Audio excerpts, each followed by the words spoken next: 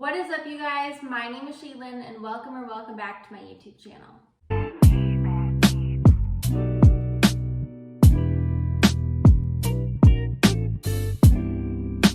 You guys might be tired of hearing this by now, but today I'm coming out with a brand new series that I'm calling Breaking 10,000 Barriers, and I'll explain the name. So a little while ago, I was just kind of curious. I was thinking about my recovery and the steps I've taken to try and recover the best that I can. I guess I was just wondering if there was like a scientifically proven amount of exercises that you have to do in order to fully create a new neuro pattern. I think that's the right word. Anyway, I might put up like a screen recording or something, but basically I Googled something along the lines of how many repetitions of an exercise do you have to do to make a new neuro pattern? I think that's the word I used. I'm not 100% sure, but either way, I found my answer, and that is 10,000 repetitions of an exercise to create a new neuro pattern, I guess. Oh, I called it a neuro connection. Whoops. So, I thought that sounds like a kind of fun challenge to do for myself. So, and honestly, if I'm looking on the bright side of it, not many people get the opportunity to do a challenge like this. So statistically, only 1.7% of the population in the US has claimed to have had or has some type of paralysis in their lifetime. So, hey, I'm part of that 1.7%. I want to take on this 10,000 rep challenge to essentially change my life and my well-being and everything that comes with recovery. So I came up with, well, my mom, I have to thank my mom because she helped me come up with this awesome series named Breaking 10,000 Barriers. She's really good with words, so I went to her for some advice. Through a process of brainstorming, we ended up coming up with Breaking 10,000 Barriers, which I love the name. I hope you guys do too, and I hope you guys like this series. This is going to be uploaded the last Thursday of January 2022. So I'm going to be uploading every new episode of this series on the last Thursday of every month. So the next one will be the last Thursday of February, so on and so forth. So before I get started and I show you guys the exercises that I'm going to be doing, I did the math, and the math that I did was 10,000 repetitions divided by 365 to mimic one full calendar year. So basically 10,000 divided by 365 is 27.4. essentially, if we round it up a little bit. So I kind of rounded up because I'm thinking I'll probably miss a day here or there. So to make up for that, hopefully I don't, but if I do, rounding up to 30 reps a day will make up for missed reps if I miss any. I am going to be technically starting to film myself doing these exercises every single day of the year starting January 1st, so that's really exciting. I have something really important to conquer for 2022, so I'm looking forward to that challenge. But yeah, so basically every single day for the year of 2022, I'm going to be doing 30 reps of every exercise that I want to achieve a neuro connection pattern with by the end of 2022. So I think it'll be really nice to be able to like film this journey so that I can actually see changes from day one to the end of the month, and then that end of the month to the end of the next month, so on and so forth. Because I feel like it's really hard, especially with like physical changes, it's hard to see progress when you're just seeing yourself day to day doing things like that. So I think that it will be a really good journey for me to go on. I have a list of literally every part of my body that I want to improve. So I have my hand, my arm, my ankle, and my leg.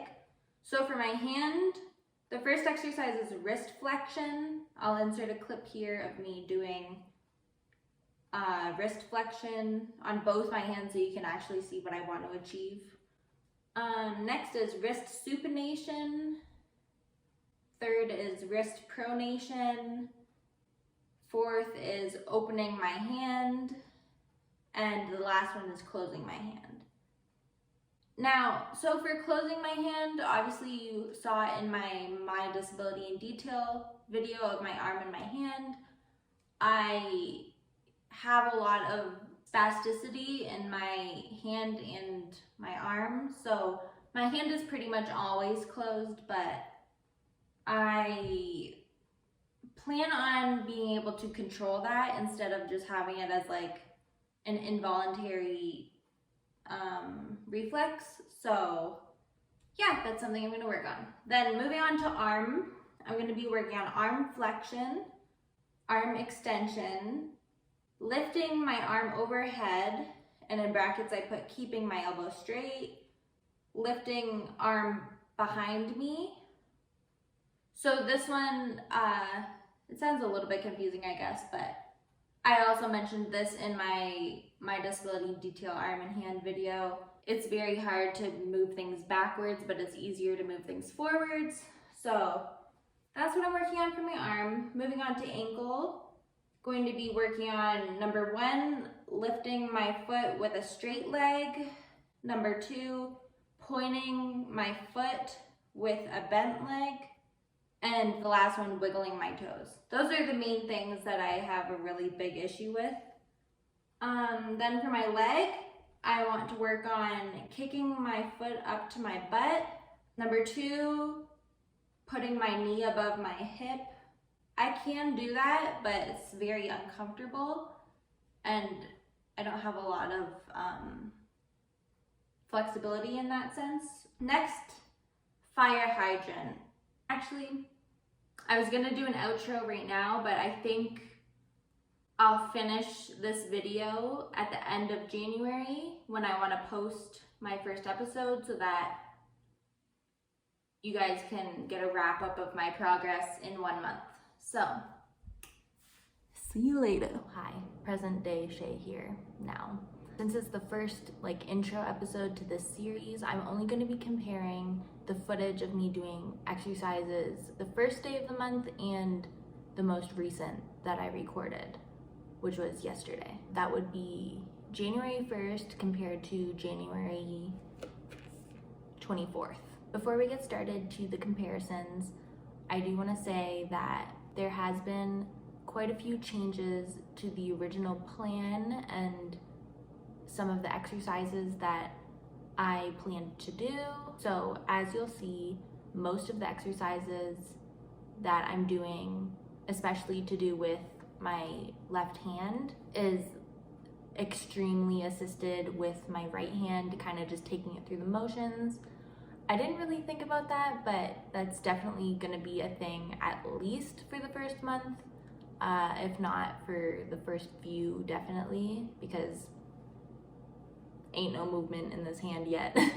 I also kind of made the decision that any movement is good movement as long as I'm staying true to the quality over quantity type situation. It may look like in some clips that I'm going really fast, but honestly, I am, but I'm definitely making sure that I'm thinking about the movement and trying at least to have some kind of flicker of movement when I'm doing whichever exercise it is. So the first exercise that I always start off with when I'm starting my exercises for the day is, I believe I called it my wrist flexion and extension, I'm pretty sure.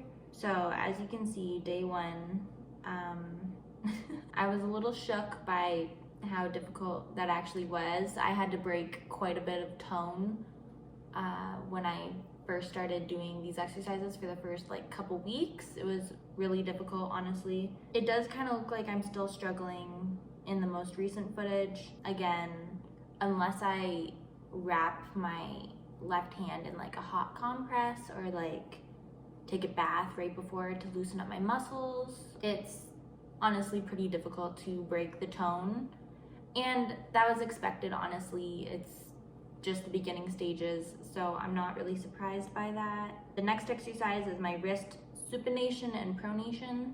In the beginning, this one was incredibly painful and difficult to accomplish any movement with that. In more recent days, this has become one of the easier ones. Obviously, I'm not doing this independently with just my left hand yet, but taking it through the movement with my right hand is definitely a little bit more fluid and easier to do. The next exercise is opening and closing my hand. Since day one, I kind of just had to, as I explained in my disability in detail arm and hand video, I kind of just had to take my thumb out of the equation so that I could remove some of the tone and the tightness in my hand so that I could work on closing my fingers. And that's kind of just the like routine movement that you see me doing in both of the clips, the first and the last. That one honestly has pretty much stayed the same. Nothing really different with that exercise yet.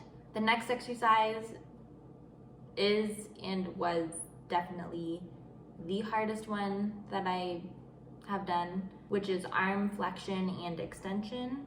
The really crazy part about this exercise is when I extend my arm out, sometimes my hand and my fingers will wiggle, and I know it's just spasticity, but it's like kind of weird, and it's a really weird feeling, honestly, to experience. So there's that.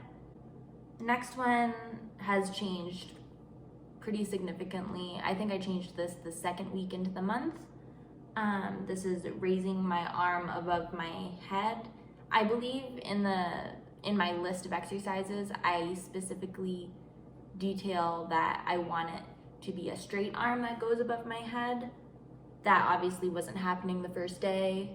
By the second week, I kind of decided to hold my arm with my right hand and just have a flicker of movement to engage the muscles needed to do that, to start the exercise, and then I take it through the motion with my right hand, or my right arm, rather.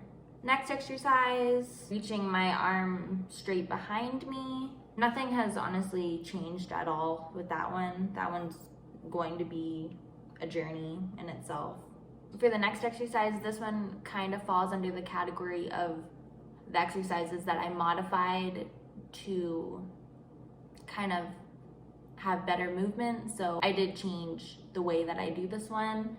I before was just trying to kind of keep my legs straight, which is what I want to accomplish eventually. I want to be able to lift my ankle or lift my foot up with a straight leg instead of a bent leg. But like I said before, any movement is good movement. So I've always found that when I bend my leg, which you guys will learn in my disability in detail leg and foot video, which will be coming out in the near future. When my knee is bent, it's easier for me to lift my foot independently with just my left foot, not helping it at all with my unaffected side. So I guess that one you can see a bit of an improvement just because I'm now doing it independently. For pointing, again, same thing goes for this exercise. For pointing my foot, I originally wanted to be able to do this pointing my foot with a bent leg, but as I've always known with my disability, it's much easier to do it with a straight leg. It's like the opposite from lifting my ankle or my foot. As opposed to having my leg bent, I do have it straightened now. I kind of try to mimic what I'm doing with my right foot, as you can see in the more recent video. Next, wiggling my toes.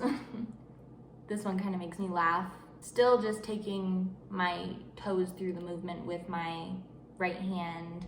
Obviously that one's gonna be a long time coming. I did change up the way I do this slightly, just to make it go by faster, I guess. The next one is kicking my butt with my heel, I guess. This one is kind of hard to tell if there's any improvement just because they're from 2 different angles. This next exercise I actually ended up eliminating completely for injury prevention. I have always known since having paralysis that doing this exercise of lifting my knee above my hip, whenever my leg comes down to go straight, something in my hip clicks and it doesn't feel good. It honestly is pretty painful. So the repetition of doing that just was like a really bad feeling. So I decided to just eliminate that exercise altogether. So you'll just see the first day of me doing that. I don't do that anymore. The next exercise is the fire hydrant with a bent leg. This one, again, it's kind of hard to see if there's any improvement. Besides my balance, actually, I think my balance has improved a little bit. And then the fire hydrant with the straight leg.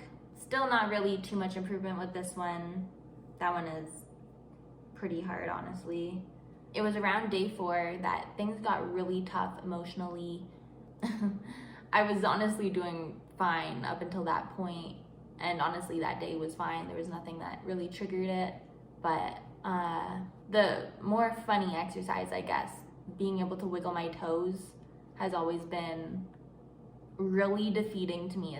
I've always said that it's been like nails on a chalkboard to me, that I can't just wiggle my toes on my left foot. It's really aggravating to me. So that day it just really got to me.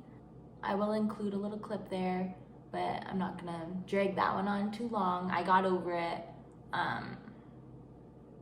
but it was a really hard thing for me to get through. And then that's pretty much it for episode 1 of my Breaking 10,000 Barriers episode for January. I'm hoping to have a lot more consistency, and I have a lot more motivation going into February. I think it was really hard to get into the swing of things for January, especially since this is a new habit that I'm trying to pick up. So I kind of expected it to be a bit rocky. But yeah, I'm ready to hit the ground running in February, and I'm gonna be a lot more consistent. I'm gonna be honest, I missed a few days here or there in January, and I'm not too happy about it, but like I said in the beginning of the video, I kind of anticipated that happening.